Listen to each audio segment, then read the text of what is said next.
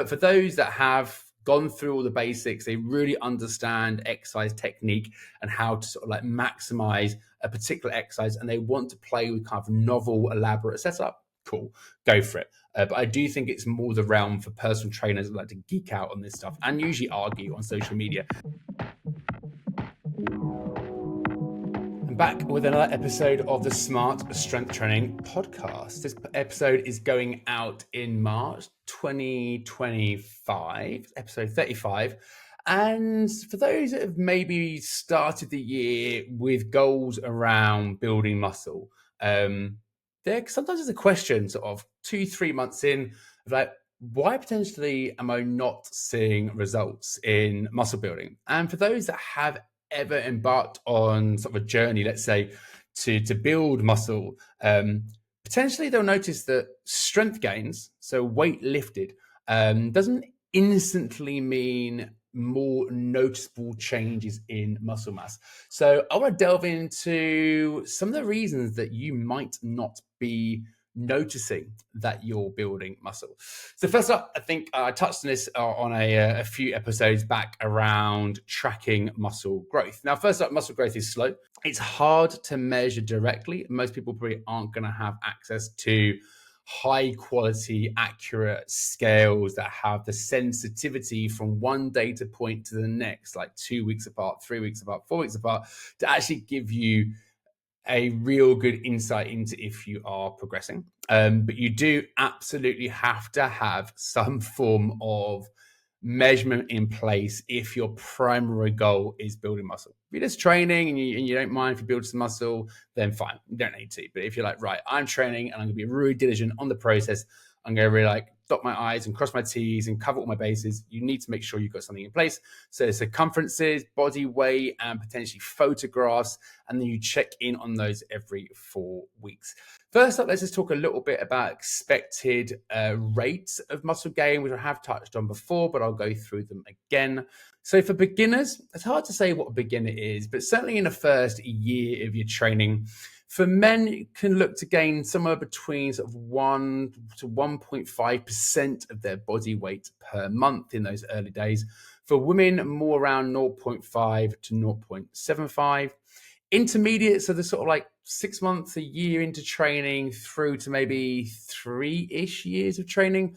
Men, somewhere around 0.5 to 0.75% of the body weight per month. And for women, somewhere around 0.25 to 0.375% of their body weight per month. And then more advanced, so really after 3 years, even in a context where someone's not necessarily been that dialed into things after 3 years, the force going through someone's body having consistently been lifting weights, even in a fairly haphazard way, it's going to be hard to put a stimulus on the body that's really noticeably bigger than what was on there before after those first 3 years. So we start to notice a bit more of a drop off again. But like I say, it's hard to state that advances after 3 years, but I would say for the context of this conversation, it works quite nicely. So for men, somewhere around 0.25 to 0.375% of body weight per month. And for women, somewhere around 0.125 to 0.1875% of body weight per month. Sounds small, is quite small. So like I mentioned, it's quite slow. So you do want to have some sort of tracking in place. So common reasons that you probably aren't building muscle. Number one is you are not eating enough food or fuel as a whole. One of the things that people will often do is like, I want to lose some body fat and I want to build some muscle. And as much as you can do that, that is possible to do. For most people, it's not going to be optimal to do. So a lot of people are probably under recovering, under fueling their workouts, and also just not having enough energy to push hard. Certainly if someone is dieting for too long, being too aggressive with their energy deficit overall, then they might find that it's just too hard to actually get the sort of hard workouts in to actually build muscle. So you want to be eating somewhere around your energy maintenance levels. So if anyone's dieting, that could be somewhere like 300 to 700 calories more than what they're currently eating in their energy deficit. The research into energy surpluses, we can see that they're not essential. Research shows that muscle growth at maintenance versus surpluses are fairly equivocal. So you would look to eat around your energy maintenance. And just as I have sort of touched on before, just because someone can build muscle whilst dieting doesn't mean that it's going to be the smartest way to organize what you do. And if you are trying to focus fully on muscle building, then I would strongly advise to separate the two and have periods of lowering your calories with the sole purpose of losing body fat. If you happen to build some muscle in that time, great. But when you're trying to purposely build muscle across a 6-month period, a year-long period, then I would strongly advise to shift the nutrition to more around energy maintenance. Number 2 is not training hard enough. Now, I'm not being an arsehole, but if I glance around the gym at the average lifter at the end of their last set, I would suggest too many people stop too early when they've got too many reps left in the tank. Intensity really does matter.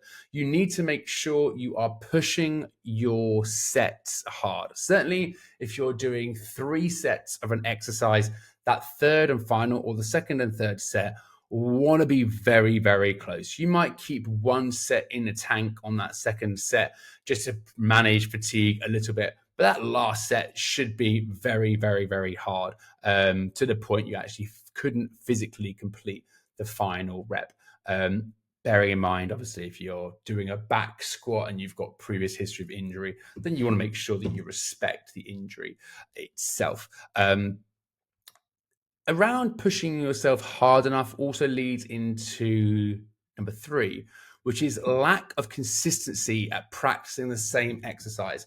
If you're constantly switching programs, constantly bouncing from one influencer's workout to the next, seeing some new exercise on social media you want to put into your workout, and not having a core of movement practices that you progress over time, it's borderline impossible to have a good enough skill at the exercise or that ability of being doing the exercise over and over and over again on a week-to-week basis to get to the point that you actually can push it close to your limit. So we want to have skill practice of the same exercises for a sustained period of time where we progress the movement, progress the load, progress the volume. And then because of that, we're able to get really, really close to our limit. So that lack of consistency of practice plays into that not training hard enough. And that all plays into what I've actually already sort of touched on. Number 4 is this lack of focus on progression, just generally. You want consistent practice of the exercise. You want a high level of effort close to your maximum capacity. And then when you're at that high level of effort, starting to make sure not even starting, you should be progressing the whole way through, progressing your work at that high level of effort. So consistency, high level of effort, and progression, they're all kind of intertwined together. Because if you just start a workout block and you start super easy and you progress like just the whole way through the block because you don't actually ever push the exercise that hard, but you progress week to week, that's not what we're talking about progression. We're talking about progression when it's really close to your limit so that you're placing a stimulus on the muscular system, a stimulus on the body overall that needs to be adapted to. If you're undershooting your effort, but you're still progressing, then it never gets to the point that the stimulus is greater than what the body can deal with, and therefore the adaptations won't be there. So we do want to understand that progression has to sit alongside that high level of effort. Now, this is like a modern day issue. Number 5, I put as like over elaborate setups or just like too much focus on optimization. So it's like perfect setup to make sure that you can really kind of like get this pattern of movement, this sweeping motion with an elbow path or something that we see on social media, all this kind of nonsense around like this exercise won't grow your lats. You've got to do this exercise with a particular side bend. I would say that's fine for experienced lifters, people that like to sort of geek out on that kind of stuff. But for the sort of general lifting community, if you're focusing too much on your setup, or you're focusing too much on a very particular movement pattern, and it's not like anchored you into position enough so you can't really load it and progress it properly, then potentially your focus on optimization is going to be impacting your ability to work hard and therefore impacting your ability to progress. And you go back up that hierarchy that I just mentioned. We need that progression. We need that high level of effort.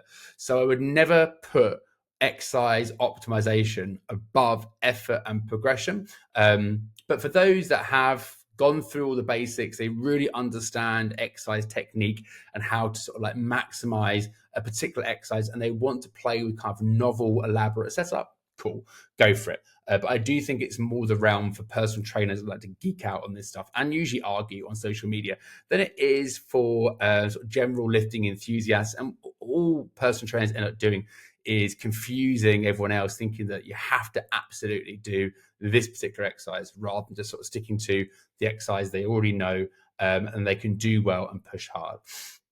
So point 6 and point 7 on my list, they might sound a little bit contradictory. Point 6, I've said, is going to be not enough training volume. So muscle growth requires enough work, effectively. So think of work as your total sets. If I've got 3 different bicep curl variations in my training week, each one I do 3 sets of, I accumulate 9 sets on that muscle. And if you're not growing, then potentially you want to increase the volume of work that you do, so you place a greater stimulus on the muscle to elicit some growth. So making sure you've got enough hard work on a muscle can be a really, really key thing. But here comes the massive contradiction. Point 7 actually is you don't want too much junk volume. I've seen certainly one popular influencer in the female specific training space based on sort of glute growth, speaking around total set volumes of over 40 sets per week. That is an enormous amount of work to put through a muscle group. To believe that 40 sets is required. So if I want to do 40 sets on glutes, 40 sets on quads, 40 sets on pecs, and you're doing 3 sets per exercise, your workouts are going to take forever. And then we have a problem. If you're trying to fit a lot of total work into your workout and into your work week, what you're going to end up with is long duration workouts. I think most of us can appreciate that the longer a workout goes on, the less able it is you are to apply high level of effort towards the latter stages of a long workout. And if you're training 5 times per week, 6 times per week, the workouts towards the end of the week, or when you've got 6, 7, 8 weeks into a block of training 6 times per week, you're starting to feel pretty tired, pretty run down, and therefore you're unable to push those exercises hard. So too much junk work where you're just doing exercises for the sake of it, but you're not able to really apply a high level of effort, and you're not able to focus on quality progression back up to the top of that hierarchy. That's a major issue. So sometimes trimming your volume down, shortening your duration of workout, shortening or doing fewer sessions, but putting more focus on hard work is a really smart thing to do. And just recognizing as well, like I mentioned, there is a relationship between volume of like total amount of sets you accumulate and amount of work you can do. You don't want to take it too high because it comes into that kind of junk territory. But it's also worthwhile stating that if you do want to develop and grow a particular muscle, you probably want to focus on 1 or 2 muscles for a sustained period of time. So you might want to have set volumes start, let's say, around, I mentioned 3 exercises, 3 sets is 9 sets. Let's say you started there, but you wanted to see continuous growth. So across a training block, across, say, 12 or 16 weeks, you might add an exercise in, so you move that set volume up to 12. You might add 1 more exercise in, so you move that set volume up to 15. So as you go through your set, you've added a bit, your workout block, you've added a bit more volume across the block. That can be a really smart thing to do, but you couldn't do that on every single muscle group because your workouts just get longer and longer and longer. You would need to be specific. So you can play with volume and manage junk volume at the same time by being a little bit smart with the way you approach your training overall.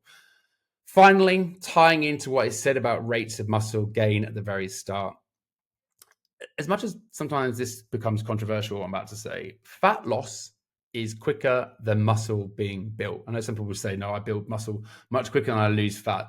That's not going to be the case. A muscle might increase in surface area based on inflammation and damage from a particular hard training bout. And if someone is training their legs quite regularly in a week, they might constantly have some localized swelling. That plasma in a muscle does not equate to actual muscle being built. To actually lay down muscle tissue, there are definitely people that gain muscle faster than others. You get much faster responders than others. But even in fast responders, you don't see crazy fast increases in muscle tissue outside the use of some sort of steroid or PED overall. But ultimately, a lack of patience is probably one of the biggest things that we see. People kind of think, well, I've been training for 3 months and nothing's really happened. Well, 3 months actually, in the grand scheme of things, when it comes to muscle building, isn't that long a period of time. 3 months in a fat loss phase is pretty decent. Like you can see some pretty decent fat loss results in that time. 3 months for muscle building, yeah, you're going to start seeing some results, but it's not going to be groundbreaking. 6 months, okay, now we're talking 12 months, right? Now we're going to be really looking at some real muscle building across that. So just setting that expectation from the start can be really, really helpful so people aren't falling into the trap of believing that it's not working. But again, going through the list that I've gone through in this podcast episode, just making sure you're ticking as many of those boxes, then coming to the end and just making sure you're being patient enough with your training overall. And of course, if you want help with making sure your training volume is high enough in your workouts or not too high, then I am available for online personal training.